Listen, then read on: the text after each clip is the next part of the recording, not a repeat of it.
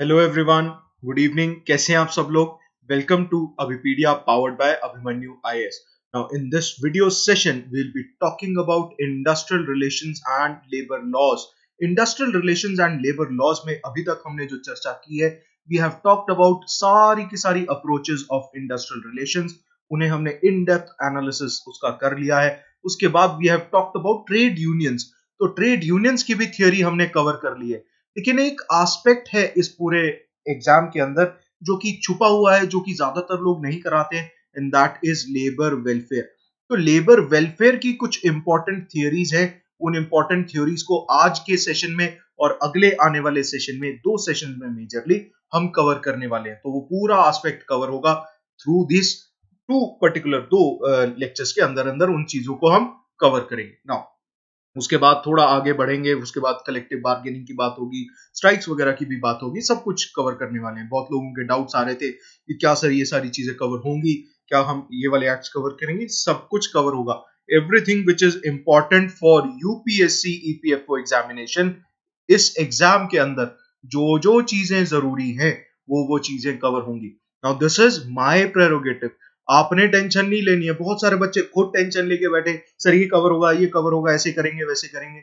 आपने कोर्स लिया है तो ये जिम्मेदारी मेरी है या जिम्मेदारी आपकी नहीं है? आप ठीक है जी। तो टेंशन बहुत सारे लोग ले रहे हैं और वो टेंशन लेते हैं तो मुझे भी टेंशन देते हैं कि भाई पता नहीं मेरे ऊपर विश्वास है या नहीं है। विश्वास रखिए और सिर्फ पढ़ते रहिए। जो जो मैं बताने जा रहा हूँ, जो जो बताता जा रहा हूँ, उन चीजों को फॉलो करते रहिए, बार बार पढ़िए, उसे समझिए। डिफरेंशिएशन जो है बहुत जरूरी है।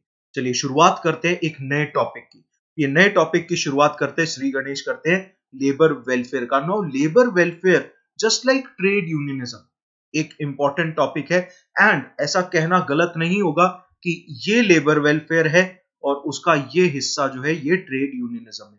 तो ट्रेड यूनियनिज्म के अलावा भी बहुत सारे एस्पेक्ट्स हैं जो लेबर वेलफेयर में एग्जिस्ट करते हैं।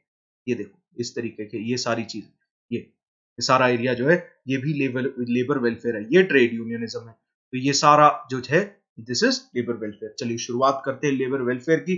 Origin and growth of labour welfare ये थोड़ा समझते हैं। The concept of labour welfare originated in the desire for humanitarian approach to ameliorate the sufferings of workers. तो जो वर्कर्स की सफरिंग्स है उनको दूर करने के लिए जो ह्यूमैनिटेरियन अप्रोच निकल कर आई, उससे ओरिजिनेट हुआ the concept of labour welfare.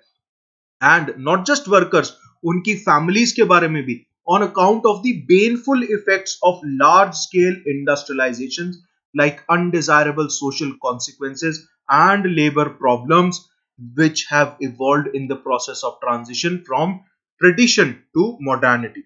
Now जितना भी मान के चलिए कि इंडस्ट्रियलाइजेशन हुआ, उससे निकलकर ये जो लार्ज स्केल इंडस्ट्रियलाइजेशन हुआ, इसके कुछ रेपरकशंस थे। जो रेपरकशंस थे वो आप समझिए कि कैसे थे। वो रेपरकशंस ऐसे थे कि भैया एक अनवांटेड सा, अनडिजायरेबल सा एक सोशल कॉन्सिक्वेंस निकल कर आया।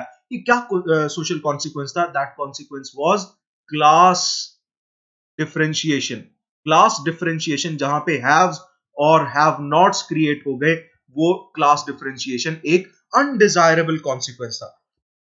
नाउ इसी को समझते हैं थोड़ा सा। आई होप हाँ अभी थोड़ा ठीक लग रहा होगा, ऐसा नहीं तो इतना बड़ा शक्ल दिख रही होगी। हाँ, उसके अलावा भी there are so many labour problems जो कि लार्ज स्केल इंडस्ट्रियलाइजेशन की वजह से निकल कर आती हैं। For example there are certain benefits जो कलेक्टिवली अगर आप डिमांड करें तो मिल सकते हैं। तो लेबर वेलफेयर का जो एस्पेक्ट है, ये सारा का सारा aspect basically large scale industrialisation से ही निकल कर आया, which evolved in the process of transition from tradition to modernity. तो जैसे ट्रेडिशन था, उसको मॉडर्निटी में जो ट्रांजिशन मिला, उसको धीरे धीरे करके वैसे ही आप लार्ज स्केल इंडस्ट्रियलाइजेशन से लेबर वेलफेयर की तरफ जाते गए। एंड इसके अंदर कार्ल मार्क्स की थ्योरी आ गई, गांधी जी की थ्योरी आ गई, एंड बहुत सारी उसके बाद साइमन की थ्योरी है, कोल की थ्योरी है, बहुत सारी थ्योरीज, जो सारी थ्योरीज हमने अभी तक पढ़ी, ये सारी की सारी चीजें ऐड होती गई। इसी वजह से labour welfare is a general topic, ये एक यूनिवर्सल टॉपिक है। एंड हमने पिछले लेक्चर में पढ़ा भी है कि एक यूनिवर्सल टॉपिक है, लेकिन अगर स्पेसिफिक बात करें तो वो ट्रेड यूनियनिज्म हो जाता है। तो ऑर्गेनाइजेशन, फॉर्मल ऑर्गेनाइजेशन अगर लेबर वेलफेयर की एग्जिस्ट करती है, उनमें से एक है आपकी trade union. Now later it बिकैन, basically पहले ह्यूमैनिटेरियन, ये बहुत इंपॉर्टेंट है, ये स्टेजेस है। पहला स्टेज जो है that is the first stage. First stage क्या हुआ? First stage is humanitarian approach. और सेकंड स्टेज क्या हुआ? Utilitarian philosophy. यूटिलिटेरियन फिलॉसफी क्या कहती है कि हम कोशिश करेंगे कि भैया ज्यादा से ज्यादा लोगों का भला हो सके। यूटिलिटेरियन फिलॉसफी कहती है this worked as a motivating force for labour and for those who were interested in it.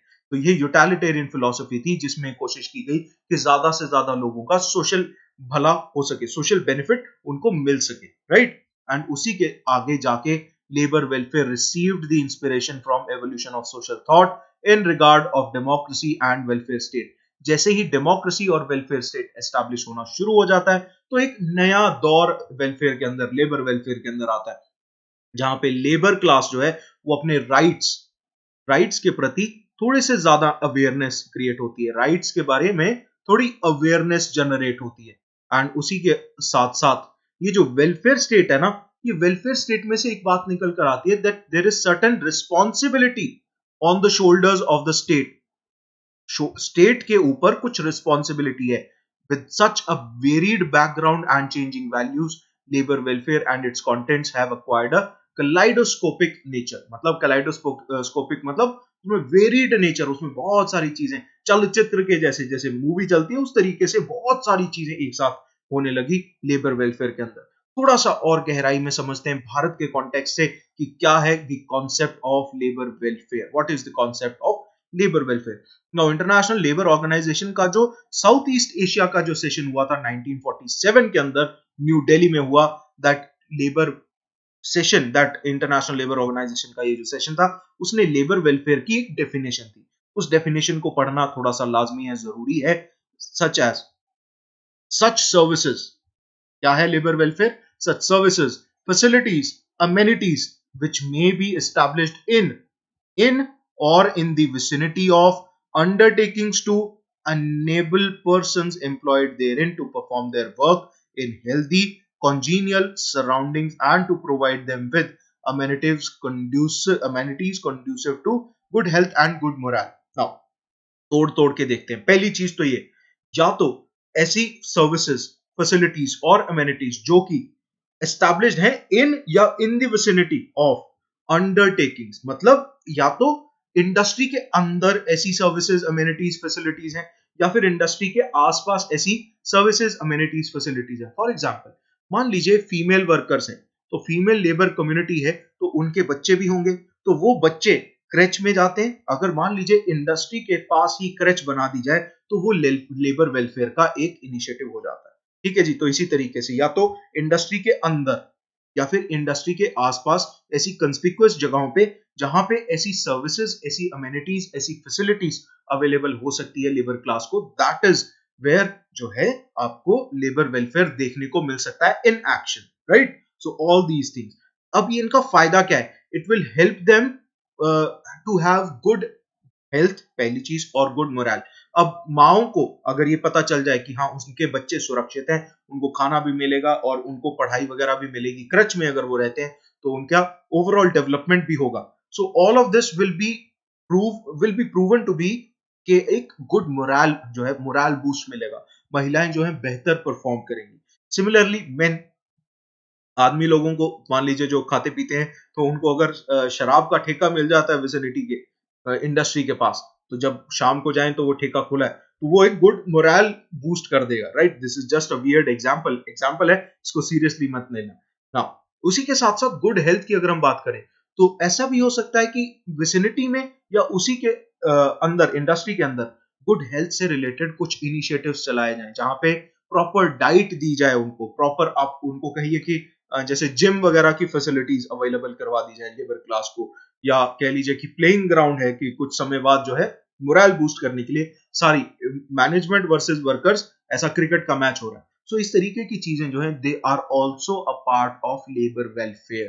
तो ये ILO क्या साउथ ईस्ट एशिया का जो सेशन हुआ था 1947 के अंदर न्यू दिल्ली के अंदर, यहां हुआ न्यू दिल्ली में, तो इसमें ये चीज बताई गई। नाउ NM जोशी जो है, उनके हिसाब से हम देखें, NM जोशी एक हमारे हिस्ट्री के वेरी इंपॉर्टेंट लीडर हैं, सोशलिस्ट लीडर हैं। He felt that labour welfare covers all the efforts which employers make for the benefit or their employees over and above the minimum standards of working conditions fixed by the Factories Act and over and above the provisions of social legislations providing against accident, old age, unemployment and sickness. Now, जो भी कानून से over and above employers employees के लिए करते हैं वो labour welfare है। बेसिकली एनएम जोशी जी ने ये बात बोली। पहली चीज ये क्लियर है।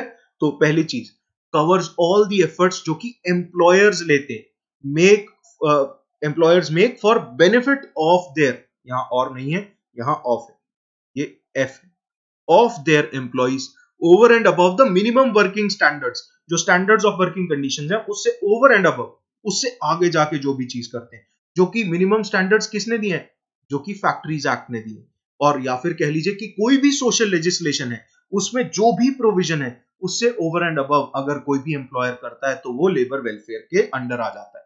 नाउ इसी के चलते एक कमिटी ऑन लेबर वेलफेयर बिठाई गई थी 1969 के अंदर। It defined labour welfare to include such services, facilities and amenities as adequate canteens, for example, rest and recreational facilities, sanitary and medical facilities, arrangements to travel and to and from work जैसे buses, and for the accommodation of workers employed at a distance from their homes and such other services, amenities, facilities including social security measures जैसे insurance वगैरह as contribute to improve the conditions under which workers are employed. I hope this is a very simple definition. इसको explain करने की ज्यादा जरूरत नहीं है। Labour welfare में adequate canteens आ जाती हैं, रेस्ट रिक्रिएशनल एक्टिविटीज फैसिलिटीज आ जाती हैं, जैसा कि मैंने क्रिकेट मैच के बारे में बोला। सैनिटरी और मेडिकल फैसिलिटीज की अगर हम बात करें तो छोटा सा एक कह लीजिए कि प्राइमरी हेल्थ केयर सेंटर अगर इंडस्ट्री के पास है तो कभी भी छोटी मोटी भी चोट लगे तो वर्कर्स का ख्याल रखे उसका एम्प्लॉयर, राइट। तो इस तरीके से ये सारी चीजें लेबर वेलफेयर में इंक्लूड हो जाती हैं। इसके अलावा social security measures, for example insurance हो जाता है, फॉर एग्जांपल कह लीजिए कि coverage, not just insurance cover, लेकिन अगर कोई भी मिसहैप हो जाता है तो फायदा हो जाए, या फिर कह लीजिए कि पेमेंट ऑफ ग्रेच्युटी कह लीजिए, या मैटरनिटी बेनिफिट कह लीजिए, या फिर कह लीजिए कि मान लीजिए कि किसी भी एम्प्लॉय की लड़की की शादी है तो उसमें एम्प्लॉयर जो है कुछ योगदान दे, थोड़ा थोड़ा योगदान दे। इस तरीके से एक पूल ऑफ फंड क्रिएट किया जाए कि अगर बेटियों की शादी है तो उसमें पूरी की पूरी फैक्ट्री जो है मिलके काम करे। तो इस तरीके की चीजें ही सोशल सिक्योरिटी मेजर्स हो जाते हैं। And this is what committee on labour welfare 1969 उन्होंने डिफिनेशन दी लेबर वेलफेयर की। अब देखते हैं इसका स्कोप क्या है, लेबर वेलफेयर कहां तक फैल सकता है। It is a dynamic concept, काफी हद तक फैला हुआ है, which acquires a new dimension as with the changes in the environment of industry। 1931 के अंदर बहुत इंपॉर्टेंट कमीशंस बैठे थे जिनका नाम था विटले कमीशंस। तो विटले कमीशंस जो हैं बेसिकली मल्टीपल कमीशंस बैठे थे, उसमें से एक 1931 में बैठने शुरू हुए थे, उसमें मल्टीपल रिपोर्ट्स आई थी बेसिकली। तो विटले कमीशन की जो रिपोर्ट थी, it has observed that labor welfare is one which must necessarily be elastic होना बहुत जरूरी है, bearing a somewhat different interpretation in one country from another according to the different social customs। जिस country के जैसे social customs हैं उसी तरीके से उस कंट्री के अंदर लेबर वेलफेयर की अपनी परिभाषा, अपनी डेफिनेशन होनी चाहिए। द डिग्री ऑफ इंडस्ट्रियलाइजेशन कितनी है, तो ये फैक्टर्स हैं, ये बहुत इंपॉर्टेंट है, इनको अलग से नोट करते रहना। तो पहली चीज तो होगी सोशल कस्टम्स, उस देश के अंदर कैसे हैं, ठीक है। दूसरी चीज हो गई the degree of industrialisation. Bharat की बात करें, भारत की तुलना में यूएस की बात करें तो दोनों में फर्क है, ठीक है ना। तो ये चीज, ये डिफरेंस पता होना चाहिए। And the educational development of workers, तो वर्कर्स की कितनी एजुकेशनल डेवलपमेंट है, कितने स्किल्ड हैं, कितने अनस्किल्ड हैं, वगैरह वगैरह, कैसी ट्रेनिंग हुई है, ये सारी चीजें, ये सारे एस्पेक्ट्स। तो ये 3 पॉइंट्स बन जाते हैं। ये तीनों फैक्टर्स के ऊपर scope of labour welfare depend करता है एज पर विटले कमीशन ऑफ 1931। नाउ एक स्टडी टीम ने कुछ रिसर्च की थी। Now this study team was appointed by government of India 1959 में, ये बिठाया था इस टीम को to examine labour welfare activities then existing, divided the entire range of these activities into 3 groups। इस स्टडी टीम ने गवर्नमेंट ऑफ इंडिया के द्वारा जो बिठाई गई थी उसने पूरे की पूरी लेबर वेलफेयर एक्टिविटीज को 3 ग्रुप्स में बांट दिया। पहला, welfare within the precincts of an establishment, तो इसको कहा जाता है इंट्राम्यूरल। और उसके बाद वेलफेयर आउटसाइड द एस्टैब्लिशमेंट, इसको कहा जाता है एक्स्ट्राम्यूरल। एक्स्ट्रा म्यूरल, ठीक है जी। तो एक उसके अलावा सोशल सिक्योरिटी, ये सारी की सारी चीजें लेबर वेलफेयर के तीन ग्रुप्स हैं बेसिकली। तो विद इन द प्रीसिंक्ट कौन से एग्जांपल्स हैं, इनको डिटेल में आगे थोड़ा सा और करेंगे।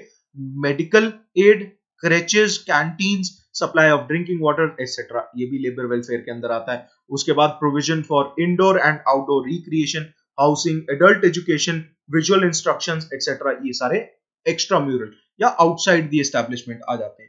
और उसके अलावा सोशल सिक्योरिटी आ जाता है। सोशल सिक्योरिटी बताने की जरूरत नहीं है, अतुल सर की क्लासेस अलग से चल रही हैं, उनको जरूर देखते रहिएगा। चलिए आगे चलते हैं। टाइप्स ऑफ वेलफेयर सर्विसेज, जो ये टाइप्स ऑफ वेलफेयर सर्विसेज तीन ग्रुप्स में बांटी थी, उनके दो मेजर जो ग्रुप्स हैं उनकी चर्चा कर लेते हैं। सोशल सिक्योरिटी अलग से कवर हो रहा है। Now the committee of experts on welfare facilities for industrial workers set up by the ILO 1963 के अंदर divided the welfare services into two groups. तो हमारे यहाँ तो तीन में बांटा था 1959 में, ILO ने 1963 के अंदर दो में ही बांटा, सिर्फ within the precincts and outside the precincts या एस्टैब्लिशमेंट, ठीक है जी। चलिए इंट्राम्यूरल देख लेते हैं। Welfare amenities within the precinct of the establishment, they are known as intramurals, such as latrines, urinals, ये सारी चीजें। Washing and bathing facilities, creches हो गए, रेस्ट शेल्टर्स हो गए, रैन बसेरे हो गए फॉर एग्जांपल, कैंटीन्स हो गई, arrangements for drinking water, arrangements for prevention of fatigue, थकावट ना हो तो वो रेस्ट कर सके, health services and including occupation safety. तो अगर गलती से मान लीजिए for example there was this movie by जिसमें राजेश खन्ना जी थे, उनका हाथ वगैरह कट जाता है, तो उसके बाद कुछ इमोशनल सीन्स रहते हैं, तो हाथ कट जाना ये एक ऑक्यूपेशनल सेफ्टी, ऑक्यूपेशनल हैजर्ड है। तो administrative arrangements to look after artery uniform, after uniform, look after the, ये थोड़ा सा गलत हो गया यहाँ पे, after the uniform, look after the uniform and protective clothing and shift allowances. For example there was a time जब मैं इंजीनियरिंग करता था, तो I visited a plant in Moga by Nestle. Nestle का एक प्लांट है, मैंने विजिट किया। तो जैसे ही हम एंटर हुए तो हमारे शूज उतरवा लिए गए, हमारे शूज उतरवा लिए गए और हमें शूज दिए गए, और वो शूज इतने शाइनिंग थे जैसे कि एक मिलिट्री में, एक आर्मी के अंदर होते हैं। शूज के ऊपर कवर्स प्रोवाइड किए गए, बालों के हेयर कवर्स प्रोवाइड किए गए, ग्लव्स प्रोवाइड किए गए, मास्क प्रोवाइड किए गए, सब कुछ प्रोवाइड किया गया। तो ये सारा जैसे पर्सनल प्रोटेक्टिव क्लोथिंग हो गया ना, तो ये इस तरीके की क्लोथिंग, इस ये सारा का सारा एस्पेक्ट ये इंट्राम्यूरल है, मतलब विद इन द एस्टैब्लिशमेंट है। आप इंडस्ट्री के गेट के बाहर नहीं ये चीजें मिल रही, अंदर मिल रही। तो एक तो हो गया इंट्राम्यूरल वेलफेयर सर्विसेज। फिर आ जाते हैं extramural services, where amenities outside the establishment such as maternity benefits, social insurance measures including gratuity, pension, provident fund हो गया, रिहैबिलिटेशन हो गया। मान लीजिए अगर गलती से किसी एक्सीडेंट के चलते, इंडस्ट्रियल एक्सीडेंट के चलते जो है आप अपनी सर्विसेज जो है कंटिन्यू नहीं कर पा रहे, तो ऐसे में आपको रिहैबिलिटेट करना, आपको वापस से अपने पांव पर खड़ा करवा सके, ये भी एक लेबर वेलफेयर की एक एक्टिविटी है। बेनिवोलेंट फंड्स, जैसे कि मैंने आपको बताया था कि फंड जैसे क्रिएट हो जाएं जिसमें लड़कियों की शादी के लिए फंड्स क्रिएट कर दिए जाएं, जो कि जिनके पेरेंट्स आपकी फैक्ट्री में काम करते हैं। फिर उसके बाद मेडिकल फैसिलिटीज होगी including programmes for physical fitness and efficiency, मैंने कहा था जिम जुम वगैरह ये सब, right. Family planning and child welfare भी इसमें इंक्लूड हो जाता है। एजुकेशन फैसिलिटीज भी आ जाती हैं इंक्लूडिंग एडल्ट एजुकेशन, जो लोग काम कर रहे हैं उनकी भी एडल्ट एजुकेशन की भी बात हो सकती है। हाउसिंग फैसिलिटी हो सकती है, recreational facilities, sports complex, cultural activities, libraries, reading rooms, ये सारी चीजें, राइट। हॉलिडे होम्स हो सकते हैं, leave travel facilities. Now these are just examples.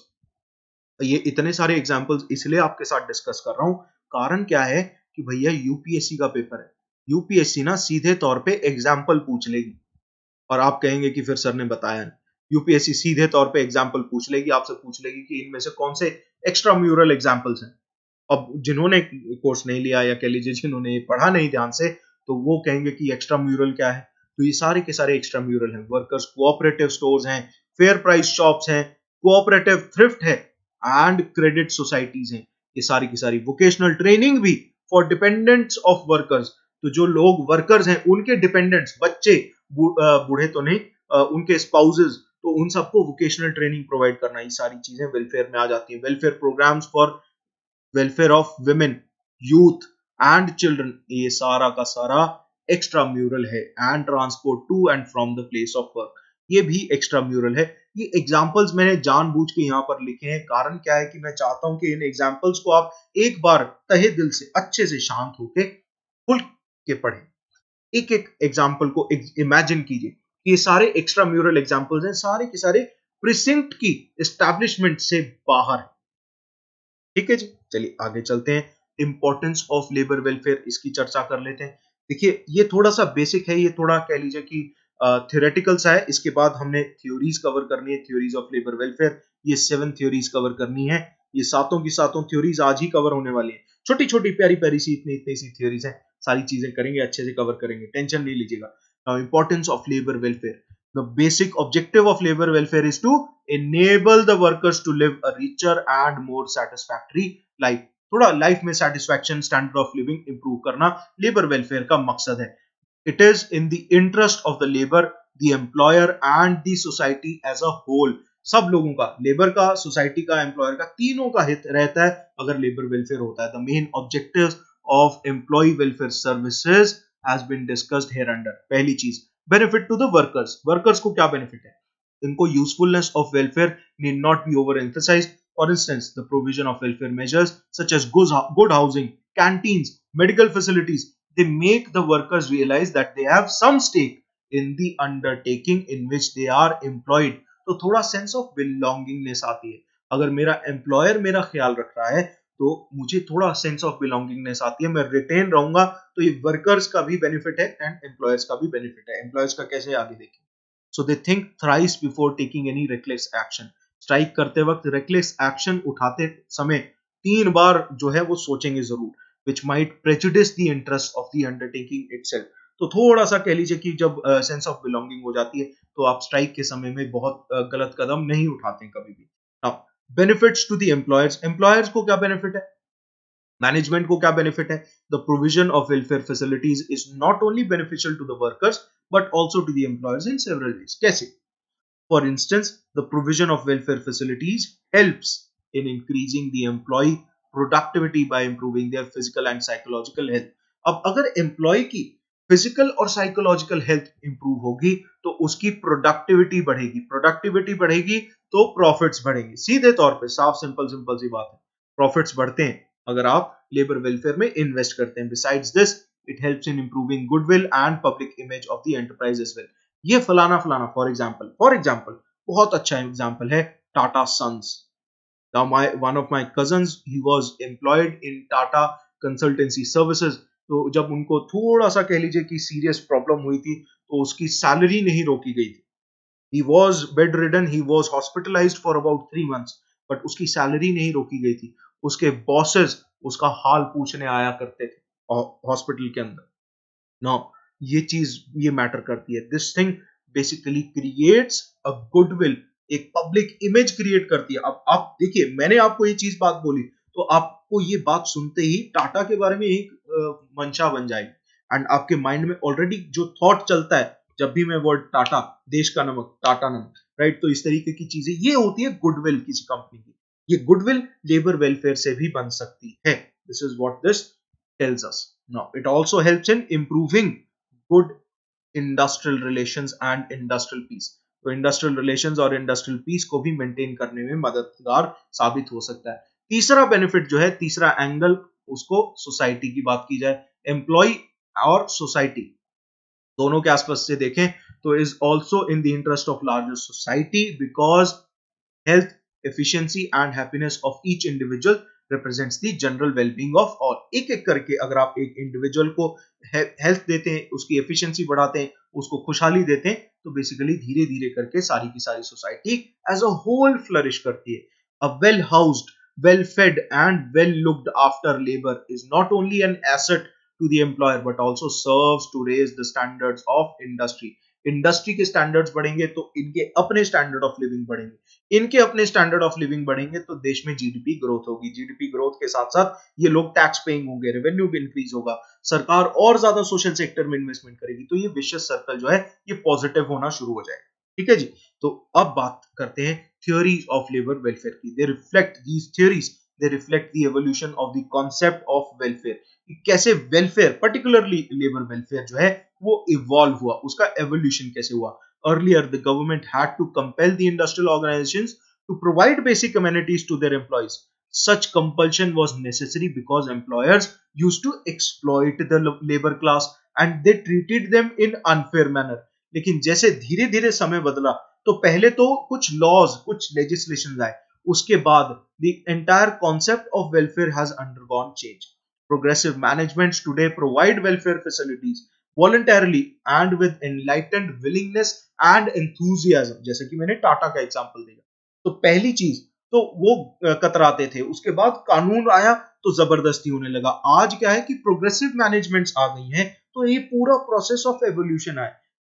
In fact, welfare facilities are no longer restricted to workers alone but also extended to social welfare as well.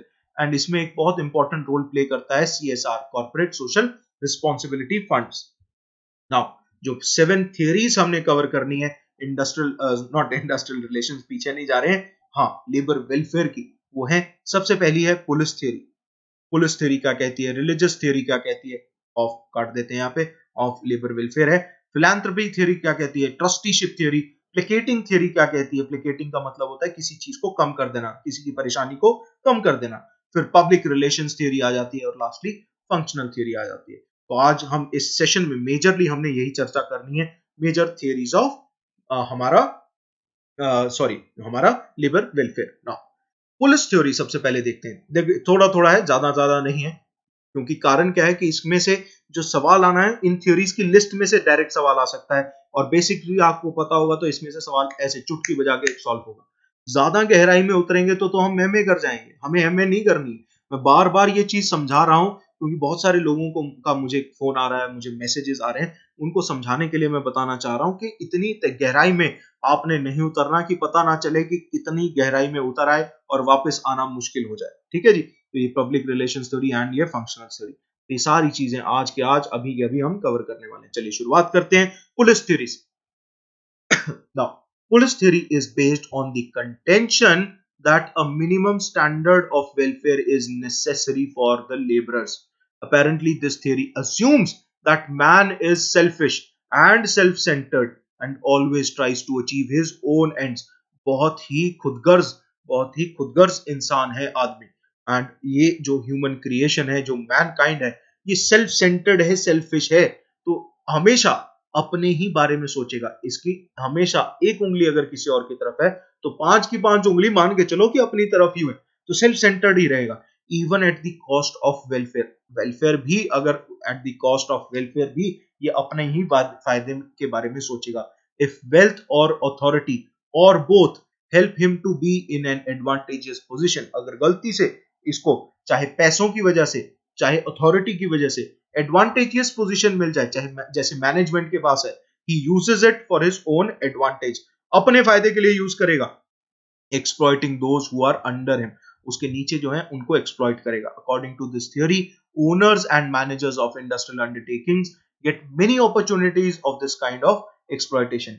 ऐसे में welfare state जो है उसका role important हो जाता है. Welfare state has to prevent this kind of exploitation and coerce industrialists to offer a minimum standard of welfare to their workers. तो यहाँ पे पुलिस थ्योरी जो है, यहाँ पे लॉ का रोल बहुत इंपॉर्टेंट हो जाता है. इट इज वेरी इंपॉर्टेंट कि ऐसी लेजिस्लेशंस बने जो कि जबरदस्ती इंडस्ट्रियलिस्ट से वेलफेयर करवाए.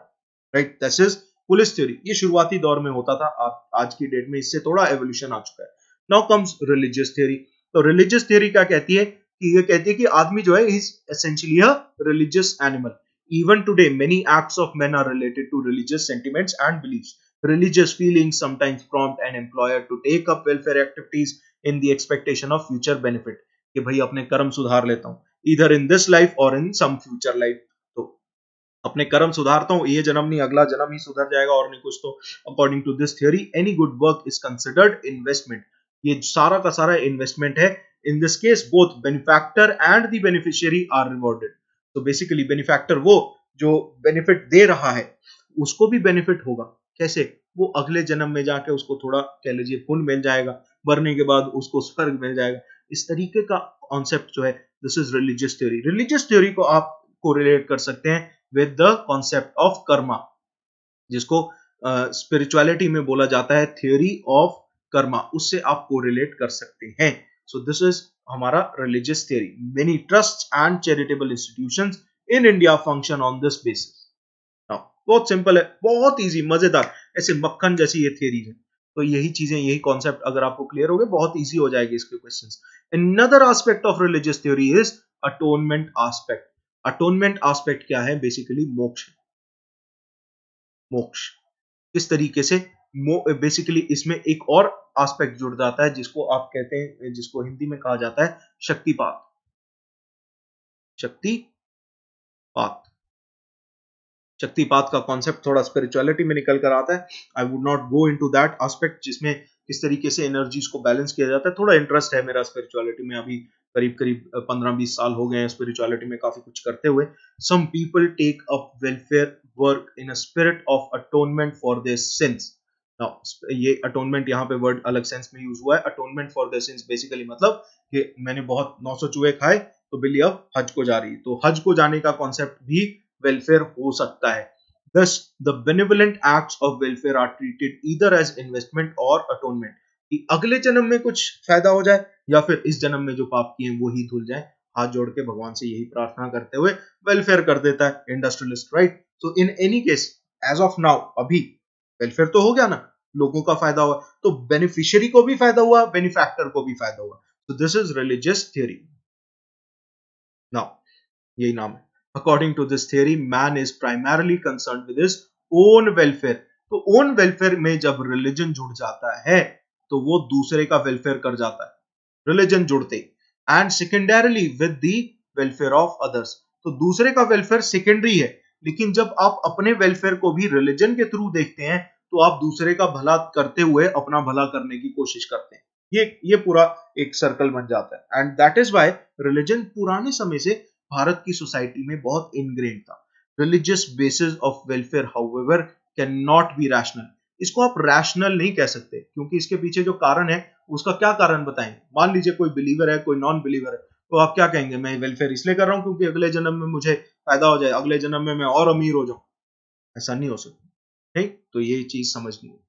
फिलैंथ्रोपिक थ्योरी क्या कहती है? फिलैंथ्रोपिक थ्योरी कहती है कि हर आदमी जो है दूसरे आदमी से प्यार करता है. आदमी, बस यही गुनाह मैं हर बार करता हूं, आदमी हूं, आदमी से प्यार करता हूं. तो उसी कॉन्सेप्ट के साथ फिलैंथ्रोपिक थ्योरी कहती है कि आदमी हमेशा मैनकाइंड से प्यार करेगा. In Greek philo means love and anthropo means man. So philanthropic means loving the mankind itself. पूरी की पूरी ह्यूमैनिटी को, मैनकाइंड को जो प्यार करता है, ह्यूमन बीइंग को या बीइंग ह्यूमन को प्यार करता है, सो वो फिलैंथ्रोपिक थ्योरी का हिस्सा बन जाता है. Man is believed to have an instinctive urge by which he strives to remove the sufferings of others and promote their well-being. तो पिछले कुछ सालों से मुझे फील होता आ रहा है कि I am more accustomed to this theory of philanthropy. बहुत लोगों का भला करने की कोशिश करता हूँ, कई बार इसके चक्कर में जूते भी खाता हूँ, but yes, this is my idea of philanthropic theory. The strive may be a rather powerful one and may impel him to perform certain noble sacrifices. मैंने भी बहुत sacrifices अपनी जिंदगी में किए हैं for the benefit of others. हालांकि बहुत सारे लोग नोटिस नहीं करेंगे, but yes, still. तो ये philanthropic theory है जहां पे आप अपने नुकसान को झेलते हुए भी दूसरे का भला करने की कोशिश करते हैं, for your love for mankind. Now, when some employers have compassion for their fellow men, they may undertake labor welfare measures for the benefit of their workers. चाहे अपनी ऑर्गेनाइजेशन को नुकसान हो जाए. फॉर एग्जाम्पल, मैंने आपको टाटा का एग्जाम्पल दिया, तो अब उससे काम नहीं लिया मेरे कजन से, लेकिन स्टिल उसको salaries the. So this is something of a philanthropic theory nature. उसके अलावा आ जाता है वही गांधी जी वाला ट्रस्टीशिप वाला idea. This is also called paternalistic theory भी बोला जाता है इसको. ये चीज इंपॉर्टेंट है, मैं यहाँ कैपिटल में लिख रहा हूं, paternalistic. Paternalistic. I know this is a very strong and strongly worded और थोड़ा सा ना ऐसा कह लीजिए गहराई वाला सब्जेक्ट है. बहुत इसमें डार्क स्पेसेस है, गहराई है, राइट. जैसे एकदम से आप रम की बोतल देखते हैं तो उस तरीके का. मैं पीता नहीं पर वैसे. बट आप ये समझिए कि मेरा जितना भी बोलने का तरीका है, लहजा है, इसको ऐसे समझिएगा मैं कोशिश कर रहा हूं कि आपके लिए ये सारा का सारा सब्जेक्ट थोड़ा सा इजी करके आप लोगों के सामने रख सकूं. चलिए कोशिश करते हैं आगे और इसी चीज को कंटिन्यू करते हैं. Trusteeship theory. Now this is also called paternalistic theory of labour welfare, according to which the industrialist और द एम्प्लॉयर सॉरी, कुछ फुकरे रहते हैं। हमारा शहर जो है फुकरों के लिए मशहूर है, चंडीगढ़ शहर रोडीज के लिए मशहूर है वैसे तो। This is also called paternalistic theory, जहां पे labour welfare according to this theory the industrialist और the employer holds the total industrial estate, properties and profits, सारा कुछ उसके पास है। और these profits and properties both he uses for himself and for the benefit of his workers and also for society. Workers are like minors, जैसे minor का ख्याल रखते हैं पेरेंट्स, उसी तरीके से एम्प्लॉयर को एम्प्लॉइज का, वर्कर्स का ख्याल रखना पड़ेगा। They are ignorant because of lack of education, ये अज्यूम करता है, दिस इज वेरी इंपॉर्टेंट, ये फैक्ट इंपॉर्टेंट है, ये ध्यान रखिएगा। And are not able to look after their own interest, तो ट्रस्टीशिप थ्योरी कहती है कि वो नहीं रख सकते, आपको रखना पड़ेगा। अब बारी आती है प्लेकेटिंग थ्योरी की। प्लेकेटिंग मतलब किसी चीज को, किसी की परेशानी को कम कर देना। Now this theory is based on the fact that labor groups are becoming more militant and are conscious of their rights and privileges than ever before.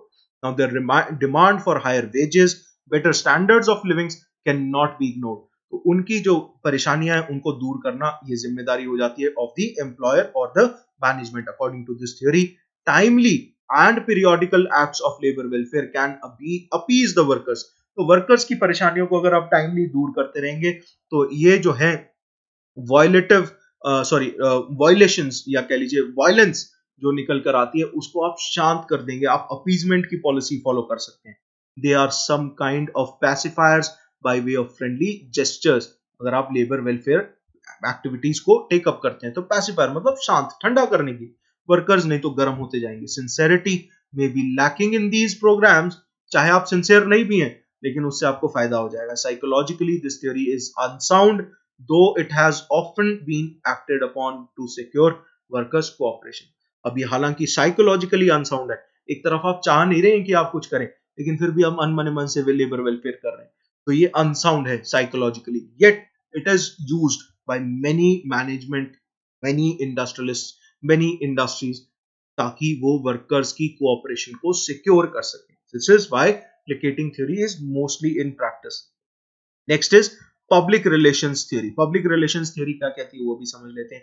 This theory provides the basis for an atmosphere of goodwill between the management and the labour and also between management and public. तो management और labour और management और public, तो सारे के सारा triangle मैं बना देता हूं, ट्रायंगल क्लियर हो जाएगा। ये हो गई मैनेजमेंट, ये हो गया लेबर, ये हो गई सोसाइटी या फिर पब्लिक, तो ये भी है, ये भी है। तो इन सारों का ट्रायंगल, इस सारों के सारे ट्रायंगल में गुडविल मेंटेन करके चलता है, एटमॉस्फेयर ऑफ गुडविल मेंटेन करके चलती है ये theory. Now labour welfare programmes under this theory work as a sort of an advertisement. Management की एडवर्टीजमेंट का काम करती है बेसिकली। जैसे सीएसआर फंड्स की हम बात करें ना, तो सीएसआर में ना बहुत सारे ऐसे कंपनीज हैं जो, फॉर एग्जांपल आईसीआईसीआई है एक कंपनी जिसकी एड देखने को मिलती है कि वो ये काम कर रही है सीएसआर का, तो ये गुडविल क्रिएट करने की कोशिश करते हैं। That is public relations. PR का काम होता है ना, ये पीआर का काम होता है, कंपनी का नाम जो है रोशन करना, तो ये चीज होती है। And help an industrialist to build up good and healthy public relations as well. तो ये इंडस्ट्रियलिस्ट को मदद करती है। हाँ, मैंने लेबर वेलफेयर किया तो वो करते हुए जब फोटो दिख रही है, आजकल ये बहुत चल रहा है, कोविड-19 के चलते ना बहुत सारे लोग दान पुण्य कर रहे हैं, फोटो भी खिंचवा रहे हैं, तो वो जो फोटो खिंचवाना है वो पीआर थ्योरी है। ठीक है जी। This theory is based on the assumption that labor welfare movement may be utilized to improve relations between management and labor. तो लेबर वेलफेयर को यूज करके मैनेजमेंट और लेबर के बीच में अपने ताल्लुकात, संबंध जो हैं बेहतरीन किए जा सकते हैं। Lastly it is the functional theory. देखिए हमने कौन कौन सी थ्योरीज कवर कर ली, देख लेते हैं एक बार। पुलिस थ्योरी हमने कवर कर ली। पुलिस थ्योरी क्या है एक बार रिकैप कर लीजिए, अपने माइंड में रिकैप कीजिए पुलिस थ्योरी क्या है, जहां पे लॉज की जरूरत पड़ती है। फिर रिलीजियस थ्योरी, वही कर्मा वाली। फिर फिलैंथ्रोपिक थ्योरी कि हाँ हम दिल खोल के, जैसे टाटा का एग्जांपल दिया था मैंने। फिर उसके बाद ट्रस्टीशिप में मैंने बताया था फादर माइनर का रिलेशन। फिर उसके बाद प्लेकेटिंग थ्योरी जहां पे ईजिंग अपीजिंग की बात आती है प्लेकेटिंग थ्योरी में। पब्लिक रिलेशंस थ्योरी हमने करी जिसमें पीआर पॉलिसी आ गया, जिसमें हमने कहा कि फोटोज वगैरह खींचते हैं। अब बारी आ जाती है आपकी फंक्शनल थ्योरी की। The functional theory is also called as efficiency theory. इसको एफिशिएंसी थ्योरी भी बोला जाता है। क्या काम है इसका? Here welfare work is used as means to secure माध्यम बना दिया जाता है to secure, preserve and develop the efficiency and productivity of labour. तो लेबर की प्रोडक्टिविटी, उसकी एफिशिएंसी, उसको एनहांस करने के लिए लेबर वेलफेयर किया जाता है। तो मकसद होता है, मैनेजमेंट का मकसद हो जाता है कि मैं लेबर वेलफेयर करूंगा तो उससे वो खुश होंगे तो एफिशिएंसी बढ़ेगी, एफिशिएंसी बढ़ेगी तो प्रोडक्टिविटी बढ़ेगी, प्रोडक्टिविटी बढ़ेगी तो मेरे प्रॉफिट्स बढ़ेंगे, राइट। तो यही चीज बोलती है functional theory. It is obvious that if an employer takes good care of his workers, they will tend to become more efficient, thereby they step up the production. Production बढ़ेगी तो उससे profits बढ़ेंगे. But all this will depend एक चीज के ऊपर, healthy collaboration between union and management.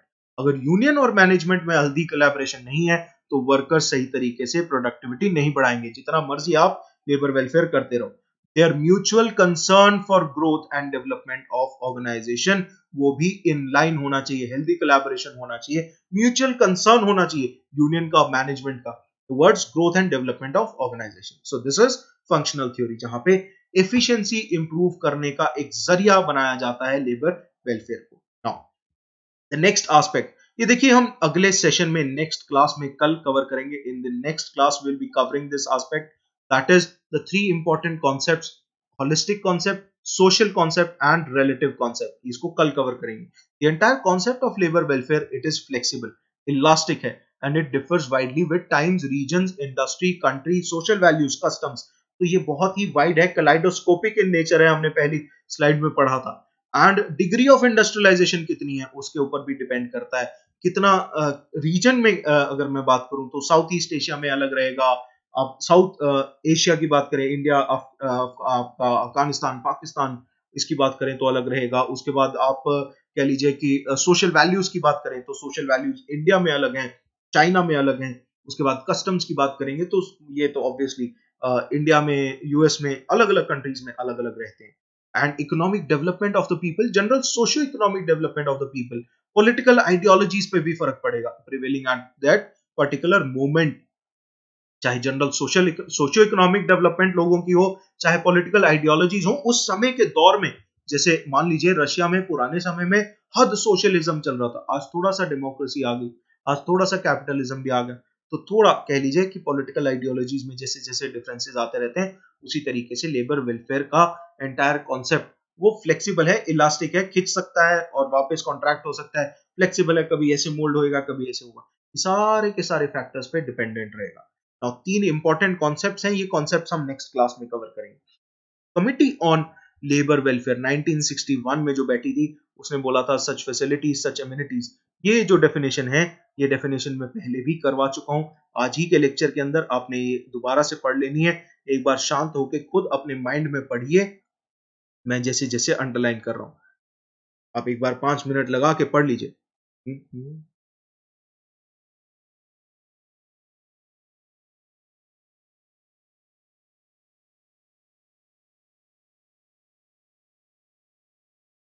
ठीक है जी, सबने पढ़ा ना मेरे साथ? नहीं पढ़ा तो पॉज करके दोबारा पढ़ लो, पॉज करके दोबारा पढ़ लो। ठीक है जी, चलिए। Second report of ILO, ILO की जो सेकेंड रिपोर्ट आई थी उसके अंदर लेबर वेलफेयर को ऐसे डिफाइन किया था, ये भी हमने डेफिनेशन पहले देख ली है, इसको भी दोबारा पढ़िए। मैं शांत हो रहा हूं, आप भी पढ़िए, मैं भी पढ़ रहा हूं।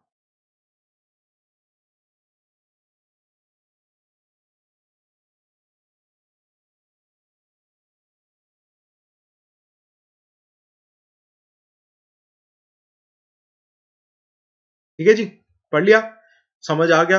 अगर डाउट्स हैं तो कमेंट सेक्शन में पूछ लीजिएगा। Labour welfare can be described in terms of 3D, namely holistic welfare initiatives, social and relative welfare programmes. तो ये तीन डायमेंशंस में जो है, तीन कॉन्सेप्ट्स में हम इसको अगले क्लास के अंदर, अगले सेशन के अंदर टेकअप करेंगे। आज अभी इस क्लास को यहीं पे ही विराम देते हैं, आप सबसे विदा लेता हूं। Thank you so much for watching, make sure कि आप अगली क्लास तक स्टे इन करें, एंड ध्यान से जो जो चीजें नहीं समझ आई उनको कमेंट्स में डाल दीजिए, आपके पास मेरा कॉन्टैक्ट नंबर भी है, मैसेज छोड़ दीजिए। सीधे तौर पे कॉल अगर करेंगे तो दिक्कत हो जाती है, जैसे कई बार रिकॉर्डिंग्स कर रहा होता हूँ तो कभी इश्यूज आ जाते हैं। बाकी अदरवाइज कोई, if you have any doubts, देखिए I know this session is a bit small, थोड़ा छोटा है, रीजन बीइंग कि मैं ये जो इंपॉर्टेंट कॉन्सेप्ट्स थे इसको अलग से कराना चाहता था। आई डिडंट वांट कि इसका एकदम से इतनी सारी 7 थ्योरीज भी थी, तो मैं नहीं चाहता था कि ओवरलैपिंग हो जाए। तो ओवरलैपिंग अवॉइड करने के लिए मैंने अलग क्लास क्रिएट की है। सो मेक श्योर कि आप सारी की सारी क्लासेस को ध्यान से कवर करते रहें। चलिए, thank you so much for watching. I will see you on the other side of this lecture. Thank you so much.